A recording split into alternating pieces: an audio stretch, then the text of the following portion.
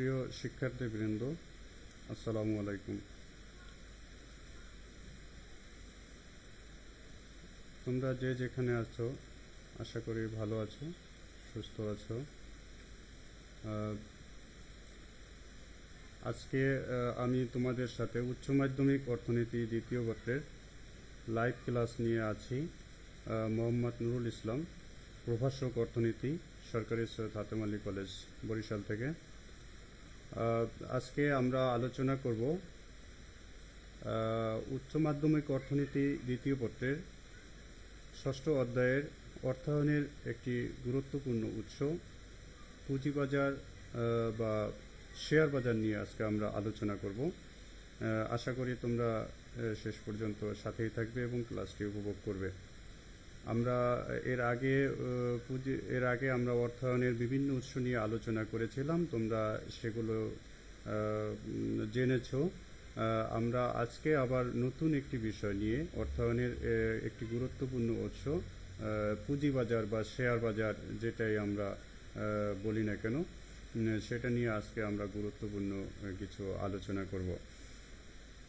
তোমরা জানো, যে কোনো অর্থনৈতিক কর্মকাণ্ডের জন্য আমাদের অর্থের প্রয়োজন হয় এবং সেই অর্থের যোগান দিতে গিয়ে আমাদের বিভিন্ন উৎস থেকে আমাদের অর্থ সংগ্রহ করে তারপরে আমাদের অর্থনৈতিক কর্মকাণ্ড বলি বা বিনিয়োগ বলি বা উৎপাদন বলি, যেটাই আমরা করি না কেন আমাদের অর্থ ইনভেস্টমেন্ট করতে হয়। তো সেক্ষেত্রে আমাদের অর্থায়নের উৎস খোঁজা এবং সেই উৎস থেকে আমি কত সহজে অর্থ সংগ্রহ করে সেটা আমার উৎপাদন কাজে বিনিয়োগ করে আমি আমার প্রজেক্ট বা আমার প্রকল্পকে সফল করতে পারবো, সেটি কিন্তু একটি গুরুত্বপূর্ণ বিষয়। তো সেই জন্য আমরা অর্থায়নের যে বিভিন্ন উৎসগুলো, প্রাতিষ্ঠানিক উৎস এবং অপ্রাতিষ্ঠানিক উৎস, এগুলো নিয়ে যে আলোচনা করেছিলাম, সেখানে আমরা মূলত শর্ট টার্ম অর্থাৎ স্বল্প মেয়াদে অর্থ সংগ্রহের উৎস নিয়ে আলোচনা করেছিলাম। আজকে আমরা যে বিষয়টি আলোচনা করব সেটি হচ্ছে অর্থ সংগ্রহের একটি দীর্ঘমেয়াদী উৎস, অর্থাৎ যেখান থেকে আমরা রিলায়েবল, অর্থাৎ কোথাও অর্থ না পাওয়া গেলে এখানে অর্থের একটি গুরুত্বপূর্ণ জায়গা। সেই জন্য আমরা পুঁজিবাজারকে অর্থের দীর্ঘমেয়াদী প্রসেস বলে থাকি। আমি একটা ছবি বা একটা ভিউ তোমাদেরকে দেখালে তোমরা বুঝতে পারবে। তোমরা দেখতে পাচ্ছ যে এটি কিন্তু বাংলাদেশের, দেখো যে লেখা আছে ঢাকা স্টক এক্সচেঞ্জ, অর্থাৎ এটি কিন্তু বাংলাদেশের শেয়ার বাজার বা বাংলাদেশের পুঁজিবাজারের যে মার্কেটটি রয়েছে মতিঝিলে, এটি একটি অনলাইন মার্কেট। তোমরা দেখো যে এখানে শেয়ারের লেনদেন হচ্ছে। তো এটি কিন্তু বাংলাদেশের পুঁজিবাজার বলো বা শেয়ার বাজার বলো, ঢাকা স্টক এক্সচেঞ্জ। আরেকটি স্টক এক্সচেঞ্জ রয়েছে তোমার চট্টগ্রামে। এইখানে লিস্টেড যেই কোম্পানিগুলো রয়েছে, তালিকাভুক্ত যেই পাবলিক কোম্পানিগুলো রয়েছে, তারা তাদের শেয়ার লেনদেন করে এবং বিনিয়োগকারীরা তাদের যে, এটা মূলত সেকেন্ডারি মার্কেট। এখানে শেয়ারের বেচা কেনা করা হয়, অর্থাৎ যে কোনো পাবলিক কোম্পানি বাজারে আসার পরে, আইপিও ছাড়ার পরে তাদের যে শেয়ারগুলো রয়েছে বিনিয়োগকারীদের হাতে চলে যায়, ক্ষুদ্র বিনিয়োগকারীদের।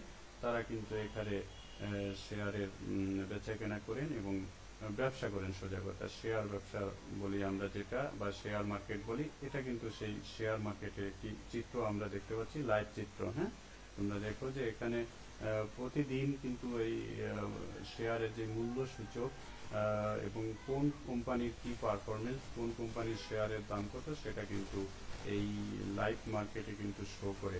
তো আমরা আমাদের পুঁজিবাজার সম্পর্কে একটু জেনে নিই।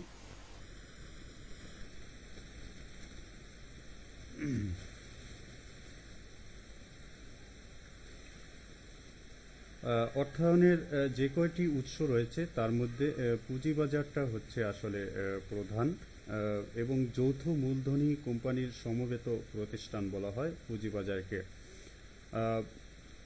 আমরা কি বললাম, অর্থায়নের যে কয়টি উৎস রয়েছে তার মধ্যে পুঁজিবাজার প্রধান, কারণ এখানে মূলত অর্থায়ন মানে হচ্ছে পুঁজি বিনিয়োগ করা। তো সেই পুঁজির যেটা বাজার, সেটা আসলেই প্রধান হবে, কারণ এখানে ক্যাপিটাল বা পুঁজিটা যত সহজে পাওয়া যায় সেটা কিন্তু অন্য জায়গায় অত রিলায়েবলি বা নির্ভরযোগ্যভাবে কিন্তু আমরা পাই না। হ্যাঁ, এই জন্য পুঁজিবাজার হচ্ছে অর্থের প্রধান উৎস, অর্থাৎ আর্থিক বাজার বলা হয় যেটাকে, ফিনান্সিয়াল মার্কেট বলা হয় যেটাকে।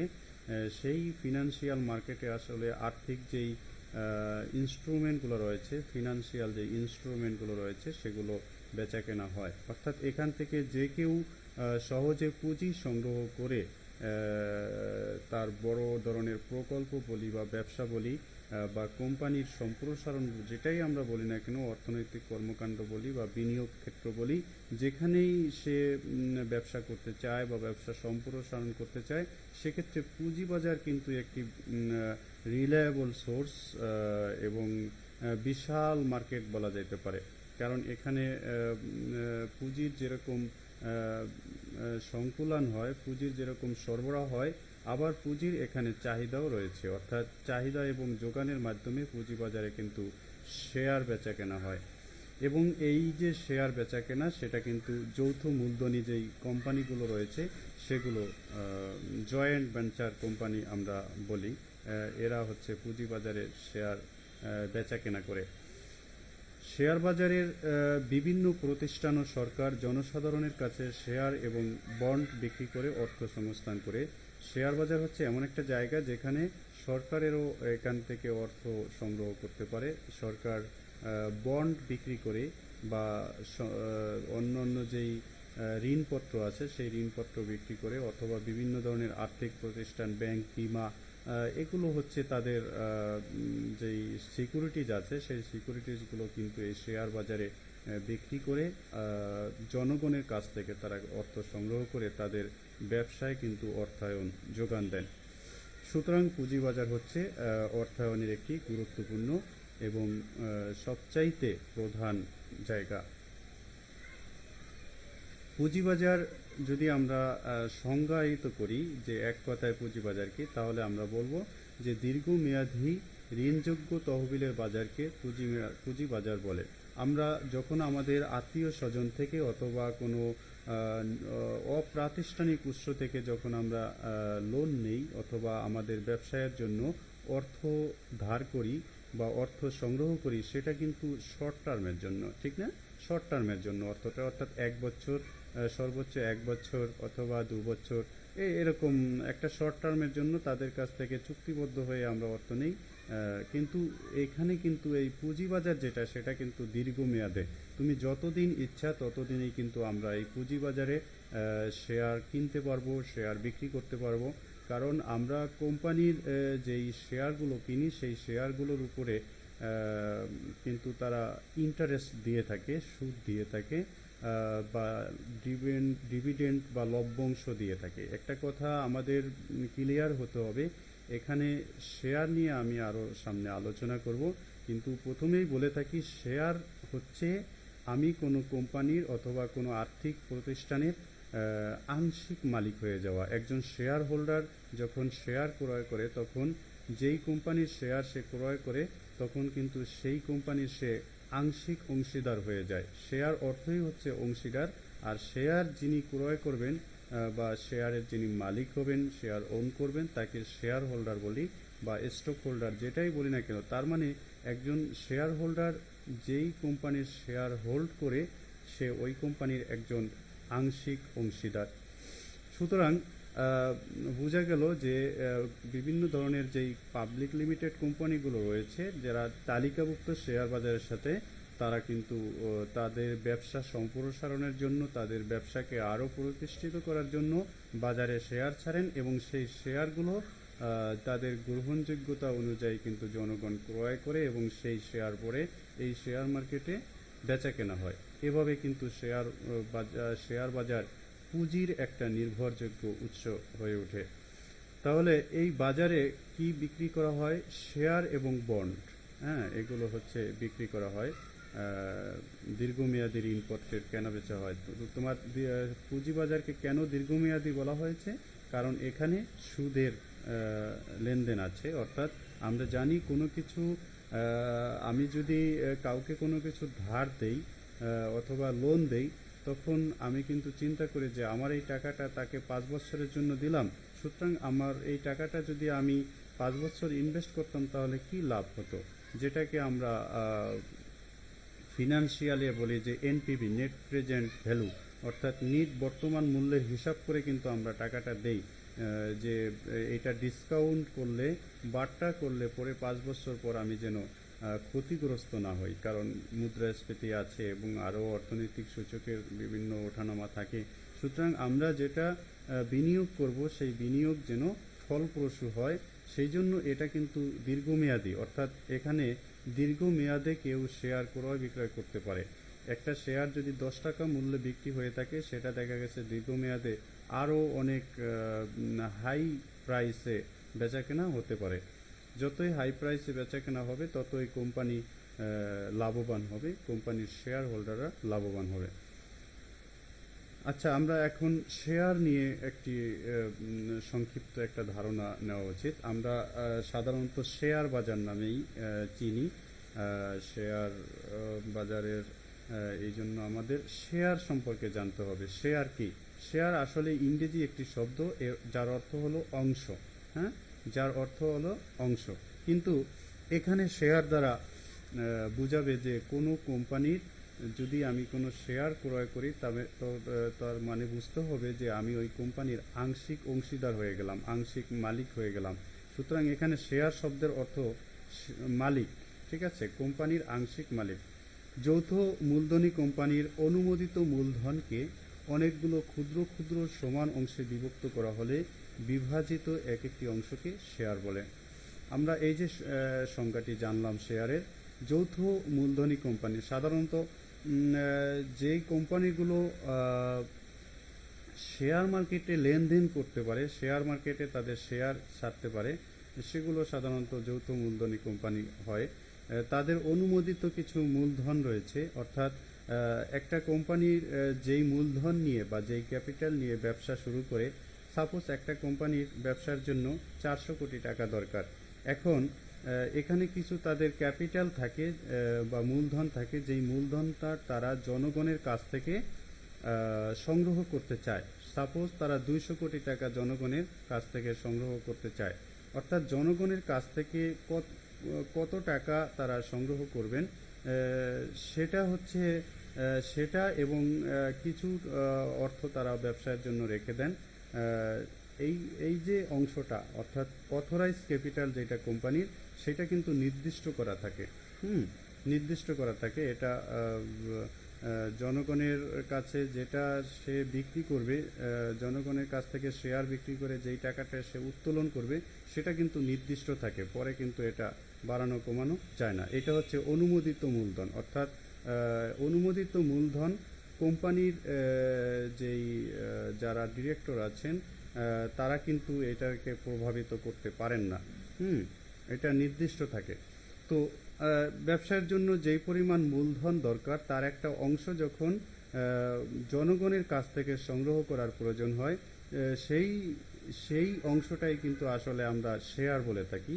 অর্থাৎ কোম্পানির যেই অথরাইজড ক্যাপিটাল, ব্যবসায়ের জন্য যেই ধরনের মূলধন তারা টার্গেট করে, ক্যাপিটাল টার্গেট করে বা অর্থকে টার্গেট করে, সেই অর্থটা যখন তারা নিজেরা সংকুলন করতে পারে না, তখন তারা সেই অর্থটা পাবলিকের কাছ থেকে বা জনগণের কাছ থেকে সংগ্রহ করে। সংগ্রহ করার জন্য ধরা যাক তাদের 1 লক্ষ টাকা দরকার। এখন 1 লক্ষ টাকাতে যদি তারা 100 জনগণের কাছ থেকে সংগ্রহ করতে চায়, তাহলে দেখা গেছে তারা 1000 টাকা করে একটা শেয়ারের দাম নির্ধারণ করলো। তাহলে 1000 শেয়ার যদি হয়, তাহলে দেখা গেছে তারা 100 জনের কাছ থেকে কিন্তু তাদের 1 লক্ষ টাকা সংগ্রহ হয়ে যায়। তাহলে এক একটা শেয়ারের মূল্য কত? 1000 টাকা। সেটাই বলা হয়েছে যে যৌথ মূলধনী কোম্পানির যেই অনুমোদিত মূলধন, অর্থাৎ যেই মূলধনটুকু তারা জনগণের কাছ থেকে শেয়ারের মাধ্যমে সংগ্রহ করতে চায়, সেই মূলধনটুকু তারা অনেকগুলো ক্ষুদ্র ক্ষুদ্র সমান অংশে, এবং প্রতিটা শেয়ার কিন্তু সমান। দেখা গেছে এখানে 100 শেয়ার হলো। এখন কোনো কেউ ইচ্ছা করলে একটি শেয়ারও কিনতে পারে, সবচাইতে কম হলো একটা শেয়ার, অর্থাৎ 100 জনের কাছ থেকে 1000 টাকা মূল্যমানের যে শেয়ারগুলো, সেটা একটা শেয়ার হতে পারে। তো এভাবে ক্ষুদ্র ক্ষুদ্র অংশে যখন বিভক্ত করা হবে তখন যেই কয়জনের শেয়ারগুলো কিনবে তারা এক একজন শেয়ার হোল্ডার হয়ে যাবে। এখন বলা হচ্ছে ব্রিটেন, ভারত ও বাংলাদেশ সহ অনেক দেশে এটি শেয়ার নামে পরিচিত। এই সমস্ত দেশগুলোতে, অন্যদিকে যুক্তরাষ্ট্র সহ কিছু দেশে এটিকে বলা হয় স্টক। হ্যাঁ, আমরা যেটাকে শেয়ার বলি সেটা আমেরিকার অর্থনীতিতে বলা হয়, তারা বলে স্টক। এই জন্য তাদের আমাদের দেশে যেটাকে আমরা শেয়ার বাজার বলি, অন্য দেশে কিন্তু তারা সেটাকে, অর্থাৎ আমেরিকাতে কিন্তু সেই শেয়ার বাজার স্টক মার্কেট নামে পরিচিত। New York stock exchange, নাসদাক stock exchange, এগুলোর নাম তোমরা শুনে থাকবে। সুতরাং শেয়ারের আরেকটি নাম হচ্ছে স্টক, STOCK, স্টক। হ্যাঁ, আর আমাদের দেশে আমরা স্টককে বলি শেয়ার। আচ্ছা, আমরা যে আমি আগেই বলেছি, যখন কোনো যৌথ মূলধনী কোম্পানি বা জয়েন্ট ভেঞ্চার কোম্পানি যখন শেয়ার মার্কেটে এনলিস্টেড হয়, তখন তারা তাদের অনুমোদিত মূলধনকে শেয়ার আকারে ছেড়ে দেয়। হ্যাঁ, অনুমোদিত মূলধন সংগ্রহ করার জন্য তারা তাদের টার্গেট অনুযায়ী শেয়ার, কতগুলো শেয়ার মার্কেটে ছেড়ে দেয়। তো দেখা গেছে আসলে ওই পুঁজিবাজার যেটা, সেখানে কিন্তু সফট মানি বলি আমরা, বা তারল্য বলি, যেন তারল্যের কিন্তু সেখানে লেনদেন হয় না। সেখানে কিন্তু হার্ড মানি বলে যেটাকে আমরা, অর্থাৎ তারল্যের যেটাকে লিকুইড করতে অনেকটা সময় লাগে, দীর্ঘমেয়াদী যেই দীর্ঘমেয়াদী অর্থ, ফিনান্সিয়াল ইনস্ট্রুমেন্ট, অর্থাৎ বিভিন্ন ধরনের ঋণপত্রের মাধ্যমে কিন্তু, বা সিকিউরিটিজ, বন্ড, এগুলোর মাধ্যমে কিন্তু শেয়ার মার্কেটে লেনদেন হয়। হ্যাঁ, তাহলে আমি যে একটা শেয়ার কিনলাম কোম্পানির, সেই কোম্পানি কিন্তু আমাকে একটি সার্টিফিকেট দিবে, এবং এই সার্টিফিকেটটা কিন্তু দেওয়ার জন্য আবার মাধ্যম আছে, ব্রোকার হাউস রয়েছে, সেখানে কিন্তু আমরা, তার মানে শেয়ারের বিপরীতে সংশ্লিষ্ট বিনিয়োগকারীকে একটি সার্টিফিকেট দেওয়া হয়, একে শেয়ার সার্টিফিকেট বলে। বিনিয়োগকারীকে, এখানে বিনিয়োগকারী হচ্ছে শেয়ার হোল্ডার, অর্থাৎ যে শেয়ার পাবলিক, সোজা কথা, যারা কোম্পানির শেয়ার কিনেছেন তারা হচ্ছেন এখানে বিনিয়োগকারী। এখানে বিনিয়োগকারী আর্থিক প্রতিষ্ঠানও হতে পারে, সোজা কথা, যে শেয়ার কিনবে তাকেই বিনিয়োগকারী আমরা বলবো। যারা শেয়ার ক্রয় করে তাদেরকে শেয়ার হোল্ডার বা স্টক হোল্ডার বলে। শেয়ার হোল্ডার বলে বাংলাদেশ সহ, বাংলাদেশ, ভারত, ব্রিটেনে শেয়ার হোল্ডার বলে, আর স্টক হোল্ডার বলে আমেরিকাতে। শেয়ার হোল্ডাররা যেমন কোম্পানির আংশিক মালিকানা, স্টক বোনাস বা ডিভিডেন্ড পায়, তেমনি শেয়ারের দাম ওঠানামার কারণে বিনিয়োগকারীকেও ঝুঁকি বহন করতে হয়। এটা কিন্তু খুবই সহজ সমীকরণ, কারণ আমি আগেই বলেছি, আমি যখন একটা শেয়ার ক্রয় করলাম কোম্পানির, তখন ওই কোম্পানি কিন্তু আমার পুঁজি দিয়ে তাদের ব্যবসা পরিচালনা করছে। হ্যাঁ, তাদের ব্যবসায়িক কার্যক্রম তারা মেনটেন করছেন। সুতরাং ওই কোম্পানি যদি লাভবান হয়, তাদের প্রফিট হয়, তখন আমি কিন্তু, যেহেতু এটা দীর্ঘমেয়াদী মার্কেট, দীর্ঘমেয়াদী ব্যবসায়ের মার্কেট, আমি আমার পুঁজি বিনিয়োগ করে রেখেছি শেয়ার মার্কেটে, সুতরাং আমি অবশ্যই আমার বিনিয়োগের তো বিনিয়োগ করার আসার কারণ হলো যে আমি এখান থেকে লাভবান হব। আমি যে শেয়ারটি 10 টাকায় কিনলাম, সেই শেয়ারটি যাতে পরবর্তীতে দাম বেড়ে 15 টাকা, 20 টাকা হয়। এটা তখনই হয় যখন আমি যেই কোম্পানির শেয়ার কিনেছি, সেই কোম্পানি যখন মার্কেটে অর্থনৈতিকভাবে ভালো অবস্থানে থাকে, তাদের ব্যবসা বাণিজ্য ভালো হয়, তারা প্রফিট অর্জন করে।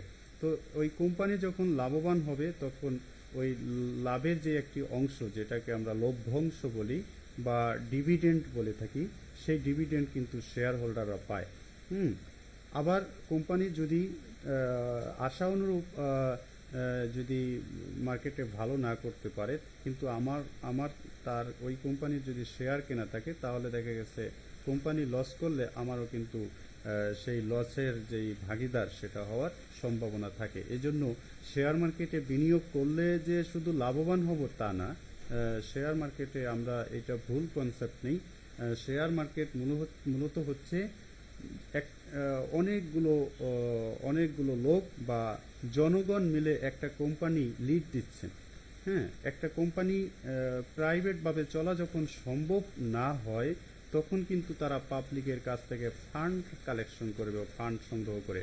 সুতরাং এখানে পাবলিক লিমিটেড কোম্পানিগুলো, সেগুলো কিন্তু জনগণের টাকায় চলে।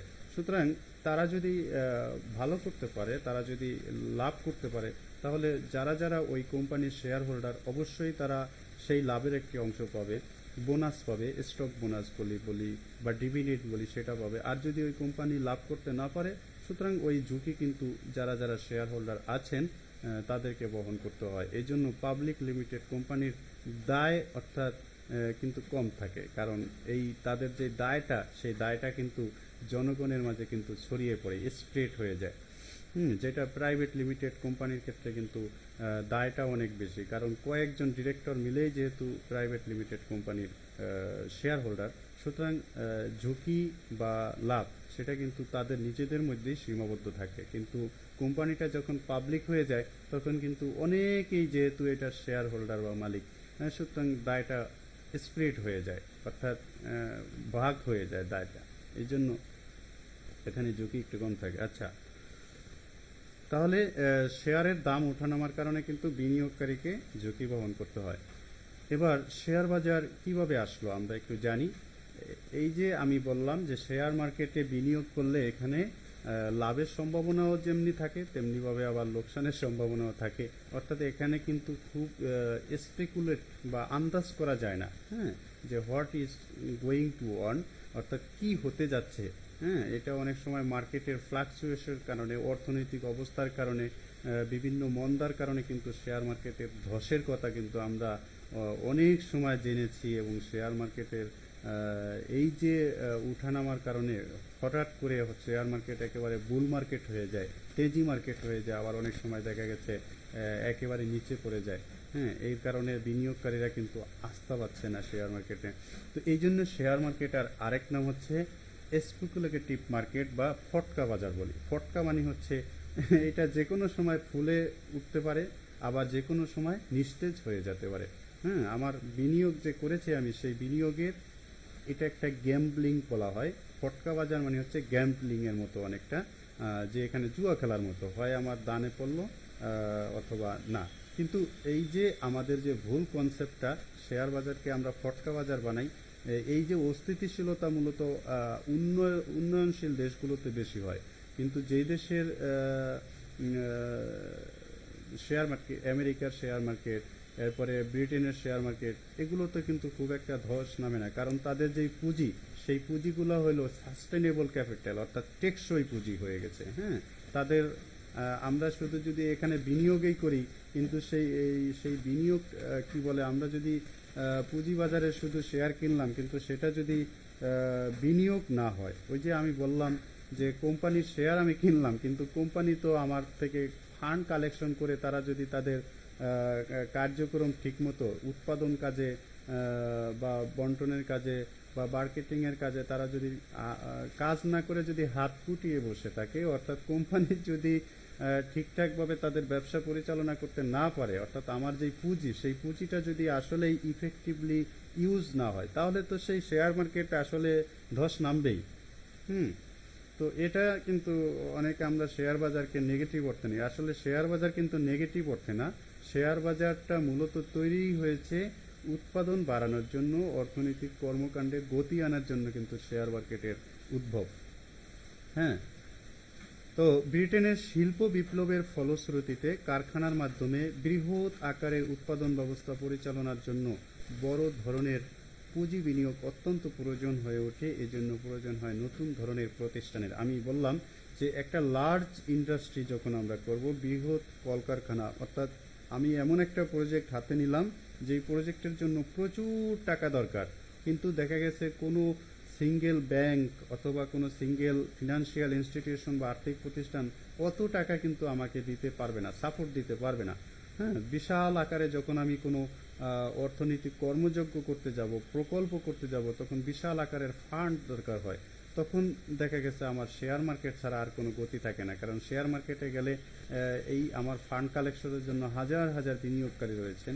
সুতরাং তাদের কাছ থেকে যত ইজিলি ফান্ডটা আমি পাবো, সেটা কিন্তু কোনো একটা আর্থিক প্রতিষ্ঠান একা কিন্তু আমাকে সাপোর্ট দিতে পারবে না। এই জন্য কিন্তু শেয়ার বাজারের একটা প্রয়োজনীয়তা দেখা দেয়। বিশেষ করে ব্রিটেনে যখন শিল্প বিপ্লব হয়, সেই শিল্প বিপ্লবের সময় কিন্তু বড় বড় কারখানা, অর্থাৎ ম্যানুফ্যাকচারিং খাত বা উৎপাদন খাত কিন্তু খুব গুরুত্বপূর্ণ হয়ে ওঠে শিল্প বিপ্লবের সময়, তখন কিন্তু এই শেয়ার বাজারের প্রয়োজনীয়তা দেখা দেয় যে কোথায় গেলে পরে বিশাল অঙ্কের টাকা, বিশাল অঙ্কের অর্থ, বিশাল অঙ্কের পুঁজি ব্যবসায়ের জন্য বা কোম্পানির জন্য সংগ্রহ করা যায়, সেটা কিন্তু এই শেয়ার মার্কেট হলো তখন নির্ভরযোগ্য জায়গা হয়ে ওঠে। তখন তারা একটা চার্টার করছিল, তাদের একটা সনদ করেছিল। সেই চার্টার বলে সপ্তদশ শতকের শেষের দিকে স্থাপিত কোম্পানি সমূহের স্তরে 1862 সালে ব্রিটিশ কোম্পানি আইন সীমাবদ্ধ দায়সম্পন্ন লিমিটেড কোম্পানির সূত্রপাতের মাধ্যমে পুঁজি বা শেয়ার বাজারের গোড়াপত্তন করে। সুতরাং তখন হচ্ছে তারা এই যে পাবলিক লিমিটেড কোম্পানির মাধ্যমে তারা হচ্ছে শেয়ার বাজারে প্রবেশ করে।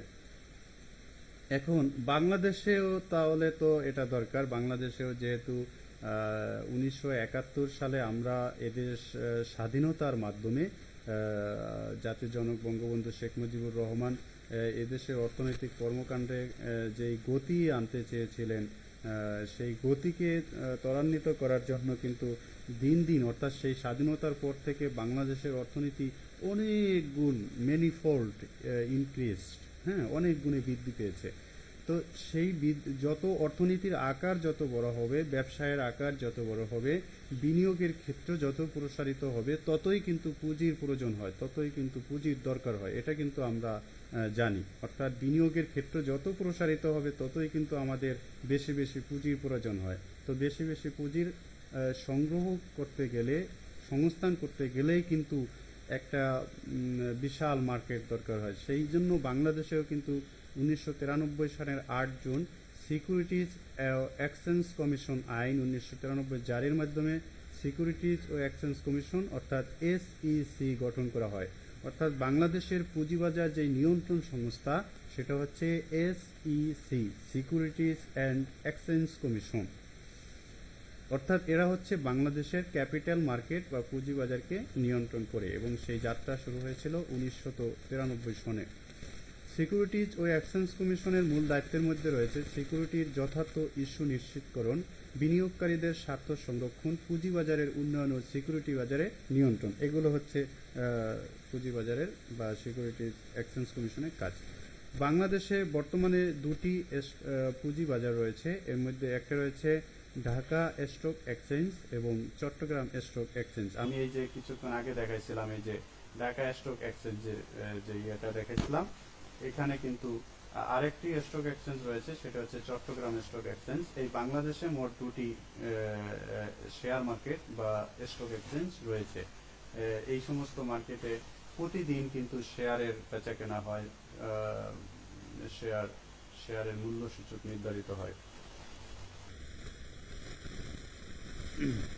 সুপ্রিয় শিক্ষার্থী বন্ধুরা, আশা করি তোমরা আজকের এই শেয়ার বাজার সম্পর্কিত আজকের এই লাইভ ক্লাসটি তোমরা উপভোগ করছো, এবং যে যেখানে আছো, আমি জানি না এখানে যেই ক্লাসটি আমি নিচ্ছি সেখানে সাউন্ড মেকানিজম এবং আদার্স অন্য কিছু ঠিক আছে কিনা। তোমরা যদি একটু প্লিজ আমাকে নক করো, কমেন্টস করো, তাহলে আমি বুঝতে পারবো যে আসলে এই ক্লাসটি ঠিকঠাকভাবে হচ্ছে কিনা। একটু দেখে নিচ্ছি তোমরা।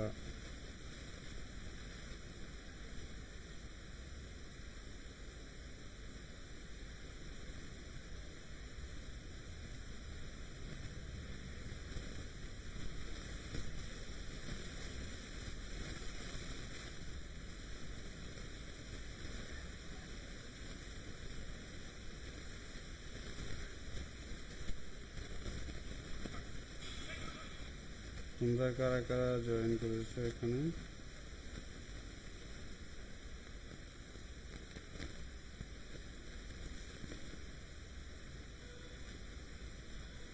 আচ্ছা, যাই হোক, আমরা শুরু করতে যাচ্ছি আবার।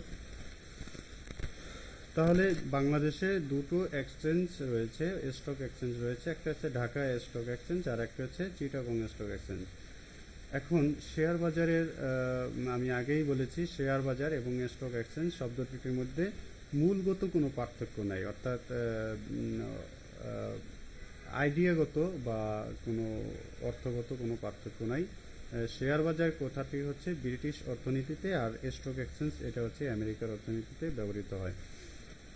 আমি আগে বলেছি পুঁজি বা শেয়ার বাজার হলো আর্থিক সম্পদ বেচাকেনার একটি গুরুত্বপূর্ণ প্রতিষ্ঠান। আর্থিক সম্পদ, হ্যাঁ, এখানে কিন্তু টাকা বা পয়সার লেনদেন হয় না, কিন্তু টাকা এবং পয়সার দিয়ে যেগুলো কেনা যায়, যেমন বন্ড। বন্ড হচ্ছে আমরা টাকা দিয়ে বন্ড কিনি, সেই বন্ড কিন্তু একটা নির্দিষ্ট মেয়াদের হয়ে থাকে। আমি যেই কোম্পানির বন্ড কিনবো সেই কোম্পানি ওই বন্ডের গায়ে শেয়ারের মূল্য রেখে দেন, যেটাকে আমরা ফেস ভ্যালু বলে থাকি, অভিহিত মূল্য বলে থাকি, হ্যাঁ। তারপরে হচ্ছে তারা একটা ইন্টারেস্ট লিখে দেন যে এত ইন্টারেস্টে এইটা ম্যাচুরিটিতে এই হবে।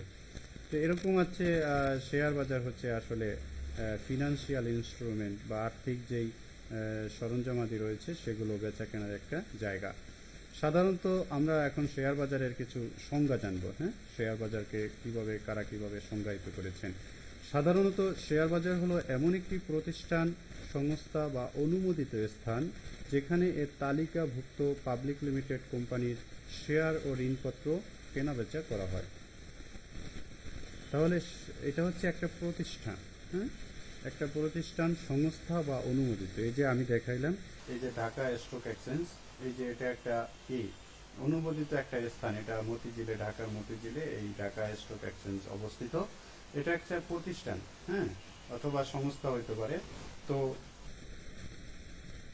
এইখানে এটা যেখানে তালিকাভুক্ত পাবলিক লিমিটেড কোম্পানির শেয়ার।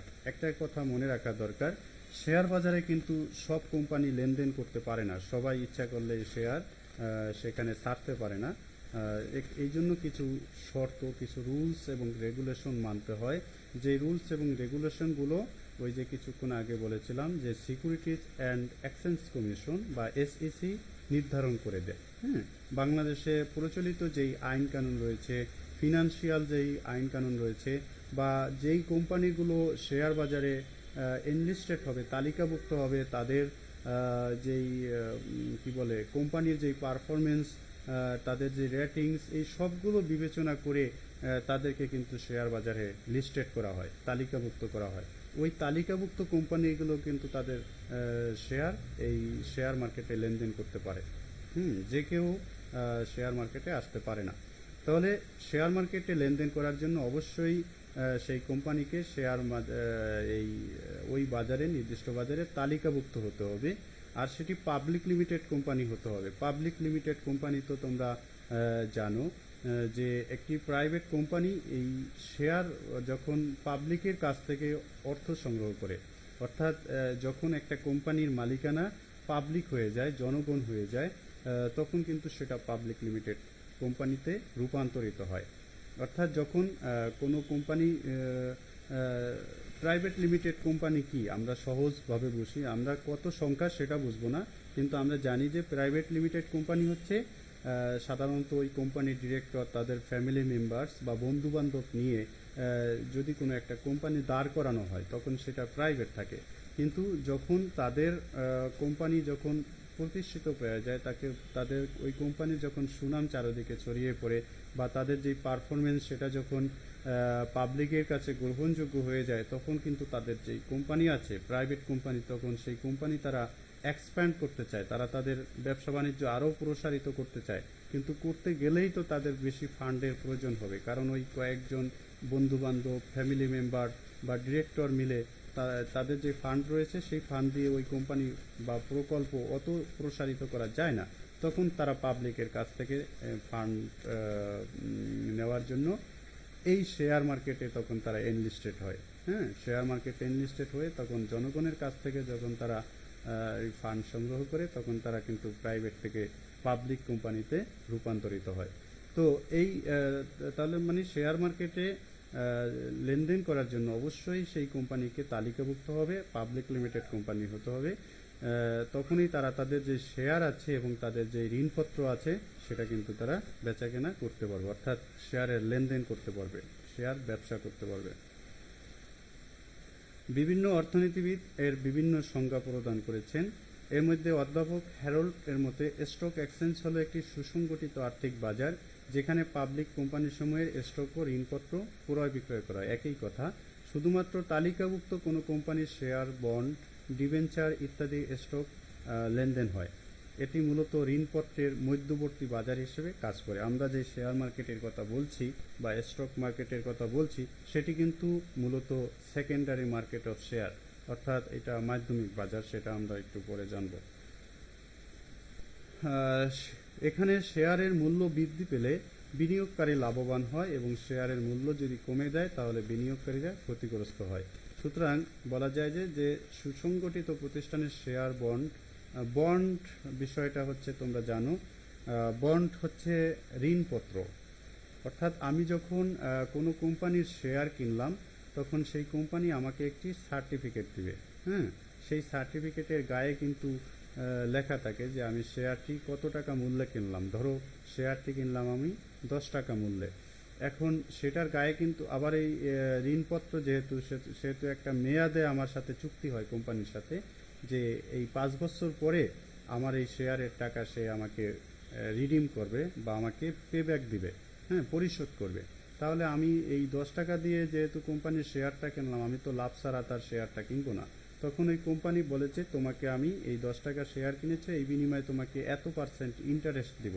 হ্যাঁ, ইন্টারেস্ট দিব। মেয়াদ শেষে এই ইন্টারেস্ট ডিসকাউন্ট করে তারপরে হচ্ছে বিনিয়োগকারী বা শেয়ার হোল্ডার তখন পায়। সুতরাং এই বন্ড হচ্ছে, বন্ডের গায়ে একটা ফেস ভ্যালু লেখা থাকে এবং ইন্টারেস্ট রেট নির্দিষ্ট করা থাকে যে এত ইন্টারেস্টে কোম্পানির আমি একটি শেয়ার ক্রয় করলাম। এই জন্য ওই বন্ড কিন্তু সরকারিও হয়ে থাকে এবং সরকারি বন্ড সরকার জনগণের কাছে সেল করে, তারপর কিন্তু সরকার জনগণের কাছ থেকে অর্থ সংগ্রহ করে। তোমরা সঞ্চয়পত্রের কথা জেনেছো, বন্ডের কথা জেনেছো, ঋণপত্রের কথা জেনেছো। এইগুলো হচ্ছে মূলত সিকিউরিটিজ, অর্থাৎ নিরাপত্তা পত্র। এখন কথা হলো তাহলে এই যে আমরা শেয়ারের যে কথা বললাম সেটি হচ্ছে 3 প্রকার। শেয়ার বাজার হচ্ছে 3 প্রকার। একটা হচ্ছে প্রাথমিক শেয়ার বাজার, প্রাইমারি শেয়ার মার্কেট; মাধ্যমিক শেয়ার বাজার, secondary share market; over the counter market বা ওটিসি মার্কেট। অর্থাৎ আমরা যেই এই কোম্পানির যে শেয়ার ক্রয় করব সেই শেয়ারটা কোথায় গেলে পাওয়া যাবে। আমরা বাজারে গেলে যেমন বিভিন্ন ধরনের দ্রব্য বা জিনিসপত্র কিনতে পারি, ঠিক তেমনিভাবে কোথায় গেলে আমরা শেয়ার কিনতে পারবো, কোন কোম্পানির শেয়ার কোথায় আছে, কোন কোম্পানির শেয়ার ছেড়েছে, কোন কোম্পানির শেয়ার লেনদেন হচ্ছে, এই জন্য মার্কেট আছে। সেই শেয়ারের ধরনের উপর ভিত্তি করে কিন্তু শেয়ার মার্কেট 3 ধরনের হয়: primary share market, secondary share market, আর একটা হচ্ছে ওভার দ্য কাউন্টার মার্কেট। প্রাথমিক শেয়ার বাজার, প্রাইমারি শেয়ার মার্কেট। কোম্পানি বাজারে নতুন শেয়ার ছাড়লে তাকে প্রাথমিক শেয়ার বলে, অর্থাৎ অ্যাট দ্য বিগিনিং, অভিষেক। সোজা কথা, কোনো কোম্পানি যখন শেয়ার মার্কেটে অভিষেক হয়, প্রথমবারের মতো যখন জনগণের কাছ থেকে কোনো কোম্পানি ফান্ড কালেকশন করতে আসে, তখন ওই কোম্পানি যেই শেয়ারটা মার্কেটে ছাড়ে সেই শেয়ারটাকে বলা হয় প্রাইমারি শেয়ার। হ্যাঁ, ওই সময় ওই শেয়ারের গায়ে কিন্তু একটা ফেস ভ্যালু লেখা থাকে। ওই ফেস ভ্যালুর ভিত্তিতে কিন্তু ওইটা বেচা কেনা করা হয়। এবং প্রাথমিক বাজারের শেয়ার অবশ্যই অবলিখিত হতে হয়, অর্থাৎ আন্ডার রাইটিং করা হয়। এই আন্ডার রাইট করার জন্য অর্থাৎ এটার কিছু রুলস রেগুলেশন আছে। সেই রুলস রেগুলেশন কিছু প্রতিষ্ঠান নির্ধারিত করা থাকে, এরাই শুধু ওই আন্ডার রাইটিংয়ের দায়িত্বটা করতে পারে। বাংলাদেশে এরকম আছে আইসিবি ব্যাংক আর্থিক প্রতিষ্ঠান। অর্থাৎ ওই মানে আমরা কি করি, আমরা হচ্ছে যখন কোনো জমি জমা দলিলপত্র করি, রেজিস্টার করি, তখন দেখা গেছে যে কিনবে জমি আর যে বিক্রি করবে, এই দুইজনের মাঝখানে একজনে আবার এই ডিডটা লেখে। আমরা তাদেরকে দলিল লেখক বলি বা রেজিস্ট্রার বলি বা ভূমি অফিসের সাব রেজিস্ট্রার বলি। হ্যাঁ, এই মানে যারা হচ্ছে এই যে এই চুক্তিটাকে যারা আনুষ্ঠানিকভাবে রূপ দেয়, তারা হচ্ছে আন্ডার রাইটিংয়ের কাজ করে। বাংলাদেশে এরকম হচ্ছে আইসিবি ব্যাংক আর্থিক প্রতিষ্ঠানগুলো এই অবলোকনের বা আন্ডার রাইটিংয়ের কাজ করে থাকে। তাহলে ওই যে প্রাথমিক শেয়ার, কোম্পানি প্রথমবারের মতো বাজারে এসে জনগণের কাছে যে শেয়ারটা ছাড়লো, সেই শেয়ারটাকে বলা হয় আইপিও, ইনিশিয়াল পাবলিক অফারিং, অর্থাৎ প্রাথমিক গণপ্রস্তাব। অর্থাৎ প্রাথমিকভাবে পাবলিকের কাছে প্রস্তাব দিল যে আমি আমার কোম্পানির যেই এই 10টা শেয়ার বা 50টা শেয়ার বিক্রি করতে চাই, জনগণের কাছে বিক্রি করতে চাই, তখন যারা যারা ওই কোম্পানির শেয়ার কিনতে চায় তারা হচ্ছে এটা কিনে। সুতরাং এই যে প্রাথমিক শেয়ারকে আইপিও নামেই আমরা বেশি চিনি, অর্থাৎ ইনিশিয়াল পাবলিক অফারিং। যখনই কোনো কোম্পানি আইপিও ছাড়লো তখন সে শেয়ার বাজারে ঢুকলো। শেয়ার বাজারে তার এন্ট্রি করতে হলে প্রথমে আইপিও দিয়ে ছাড়তে হয়। যখন কোনো কোম্পানি প্রাইভেট লিমিটেড থেকে পাবলিক লিমিটেড অর্থাৎ কোম্পানি সম্প্রসারণ করতে চায়, তখন আইপিওএস এর মাধ্যমে জনগণের কাছ থেকে অর্থ সংগ্রহ করে। আইপিও ছাড়ার আগে কোম্পানিটি কিন্তু প্রাইভেট লিমিটেড ছিল। এখন যেহেতু সে জনগণের কাছ থেকে অর্থ সংগ্রহ করে, তখন সে পাবলিকে রূপান্তরিত হয়ে যাচ্ছে। আচ্ছা, এরপর হচ্ছে মাধ্যমিক শেয়ার, সেকেন্ডারি শেয়ার মার্কেট। যে এটাই মূলত শেয়ার মার্কেট। শেয়ার মার্কেট বলতে আমরা যেটা বুঝি সেটি মূলত এই মাধ্যমিক শেয়ার বাজার বুঝি। প্রাথমিক শেয়ার ইস্যু করার পর পরবর্তীতে শেয়ারের ক্রয় বিক্রয়কে মাধ্যমিক শেয়ার বাজার বলে। আমি কোম্পানির শেয়ার কিনলাম, কিন্তু দেখা গেছে এটা যেহেতু পুঁজিবাজার, যেহেতু দীর্ঘমেয়াদী বাজার, সুতরাং আমি কিন্তু এই শেয়ারটা ওই বাজারে ব্যবসা করব। এইটাই শেয়ার ব্যবসা। আমি যখন কোনো কোম্পানির শেয়ার কিনলাম, তখন এই শেয়ারটা আমি যদি বেশি মূল্য পাই, তাহলে দেখা গেছে আরেকজন বিনিয়োগকারীর কাছে আমি বিক্রি করে দিব। হ্যাঁ, এভাবে কোম্পানির যত গ্রোথ হইতে থাকে, প্রবৃদ্ধি হইতে থাকে, তখন ওই শেয়ারের কিন্তু এভাবে দাম উঠানামা করে, দাম বিক্রি করে থাকে। তো এটা মূলত হচ্ছে শেয়ারের দাম যত বাড়বে কোম্পানির তত লাভ, শেয়ার হোল্ডারদের তত লাভ। তো এই যে প্রাথমিক শেয়ার ইস্যু করার পর পরবর্তীতে ওই প্রাথমিক শেয়ারের যে ক্রয় বিক্রয়, সেটা মূলত মাধ্যমিক শেয়ার বাজারে বা সেকেন্ডারি শেয়ার মার্কেটে হয়ে থাকে। আর এটা হওয়ার জন্য এই এই সেকেন্ডারি মার্কেটের যে শেয়ার বেচা কেনা, সেটা কিন্তু হওয়ার জন্য বিনিয়োগকারীকে একটা অ্যাকাউন্ট খুলতে হয়, বিও অ্যাকাউন্ট বলি যেটাকে আমরা, বেনিফিশিয়ারি ওনার। হ্যাঁ, এরকম একটা অ্যাকাউন্ট খুলতে হয়। অ্যাকাউন্টগুলো আবার খুলে হচ্ছে বিভিন্ন ধরনের ব্রোকার হাউস আছে, সেই ব্রোকার হাউসের মাধ্যমে তা বিক্রয় করতে পারে বা ক্রয় করতে পারে। সোজা কথা, আমি যখন